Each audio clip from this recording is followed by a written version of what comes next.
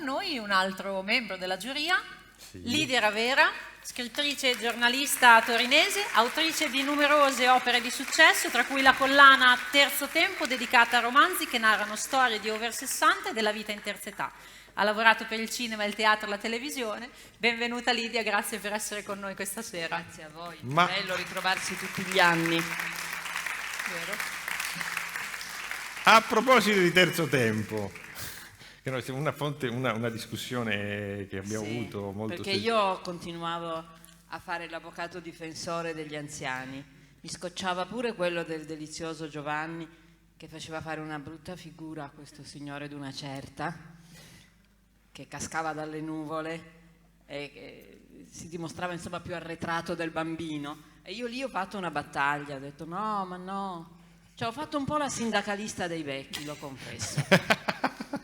Vabbè, però poi tu contesti ovviamente questa figura ne parlavamo prima di questa immagine, la retorica, un po' retorico dell'essere anziani, no? Ma no, io sto facendo un lavoro promozionale per una fase della vita che nessuno ha voglia di vivere. Vi assicuro ragazzi, è un lavoraccio, è un lavoraccio. Va bene. Tra l'altro queste discussioni avvenivano, non so se sicuramente l'avete visto, in una sala che sembra l'ONU. Io a un certo punto ho pensato, cioè c'è un tavolo enorme, Sì, c'è una cosa, io a un certo punto ho detto... ovale praticamente. Esatto, ho detto non è che dobbiamo risolvere il problema conflitto ucraino, no? Era una cosa molto seria, esatto, almeno per i miei standard. Ma andiamo alla motivazione. Ma andiamo al terzo classificato. C'è un corto infatti che era piaciuto particolarmente, che si aggiudica il terzo posto, la motivazione. Un testo graffiante e intelligente per un finale dolce, un'opera tecnicamente ben realizzata, narrata attraverso una voce fuori campo e un'emozionante colonna sonora. Rende giustizia a quelli che vivono il terzo e quarto tempo della vita senza ricorrere a banali stereotipi. Il terzo classificato di questa quarta edizione di Corti di lunga vita è il corto dal titolo The Perspective That No Longer Exists di Fausto Felice L'hai Pasotti. pensato molto bene. Mi sono esercitata. Non l'avrei mai fatto. Lo guardiamo insieme prima di premiare il regista.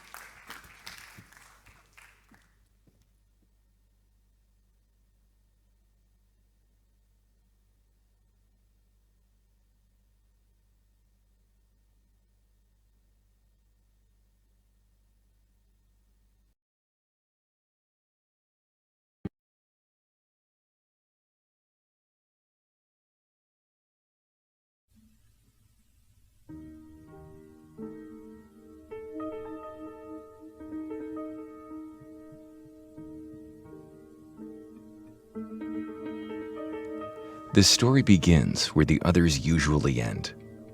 After the age of 60, everything that had to be said has been said, and the forces begin to abandon him. In the evening, he is sleepy and falls asleep inexorably in front of the TV. And when he slips into his bed, the dream he had started on the sofa continues. At 60, you begin to think about retirement, or rather what you'll be able to do if you ever get there alive, given that this objective continues to move further and further. I think I'll die on my desk, clutching the mouse in my right hand, and that the last of my thoughts will be, what the fuck am I still doing in this fucking office instead of being in the park with my grandchildren? But grandchildren are now a rare thing for the lucky few. Sons no longer marry, and much less produce more heirs, or if they do, they give birth to babies hundreds of miles away from where you live. And in any case, they give a shit about your problems, your old age, and your loneliness. The point, apart from the emotional emptiness in which I fell and the terror of dying alone in a dingy hospital bed without being able to say the last things to those I loved, is that it is difficult for me to think of living without a perspective. A fucking hope for a better tomorrow? No, that's not the point. Handsome? No. Maybe the right word is interesting. I hate boredom. And for me, boredom is when I don't have something to feed my brain to make it work happily at anything.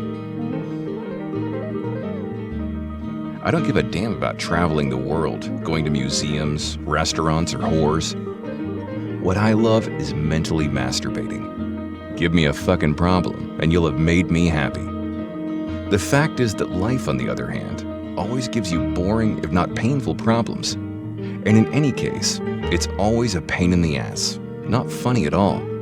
How to repair the vacuum cleaner cable or the toilet seat.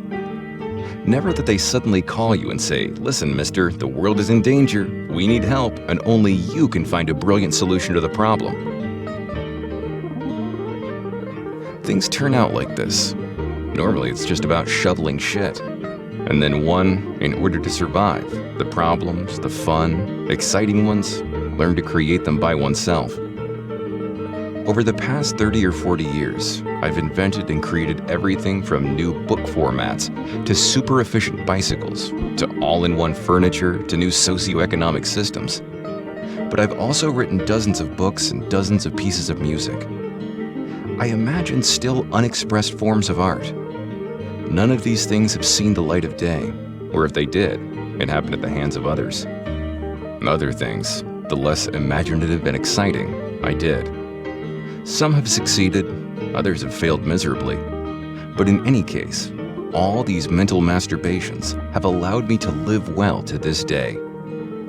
Even the God I've always prayed to, and whom I still pray, even if no longer with the fervor and conviction of the past, seems to have drifted away, right now, when I have more urgency. The delusions of life, not the failures, but the gaps caused by the disappearance or distance of the closest loved ones have undermined many of my certainties, to the point of making me privilege having and enjoying instead of being. I want to have everything here and now, and don't patiently cultivate for tomorrow. Which tomorrow? If the outlook is narrowed, why should I cultivate anything? To leave it to whom? Better to consume and spend what you've earned and enjoy it while you have the strength. My father will certainly be turning in his grave, he who had made a lifestyle of thrift. A good man indeed, a great man, but he was wrong about this. Yeah, the forces. But now, I no longer have the strength. Apart from the perspective that is shortened badly, it's the forces that have run out. Someone will say that there are people much older than me who, on the other hand, he is still full of energy, like Mick Jagger, who still hops on stage at over 70 years old. Apart from the fact that, in my opinion, he's a bit stoned when he's on stage, and probably also when he's on the street, he still has the perspective.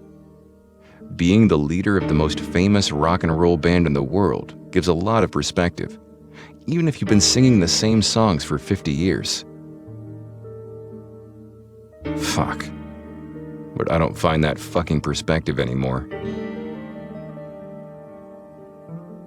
Or at least I couldn't find it until a few moments ago.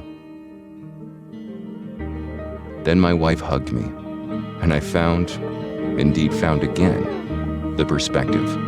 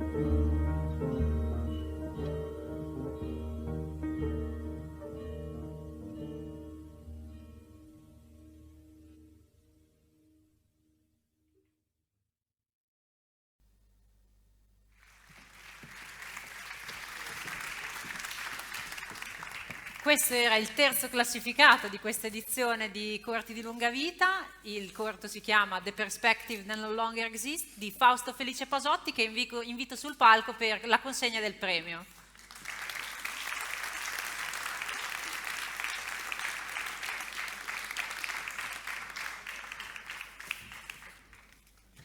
Benvenuto, ben arrivato. Grazie. Le lascio il microfono. Buonasera, io sono veramente molto emozionato che sono assolutamente un outsider, come potete vedere che ho 67 anni. Si vedeva anche dal corto. Si vedeva, beh, però è la verità, no? La prospettiva è finita e uno cerca di lottare tutti i giorni.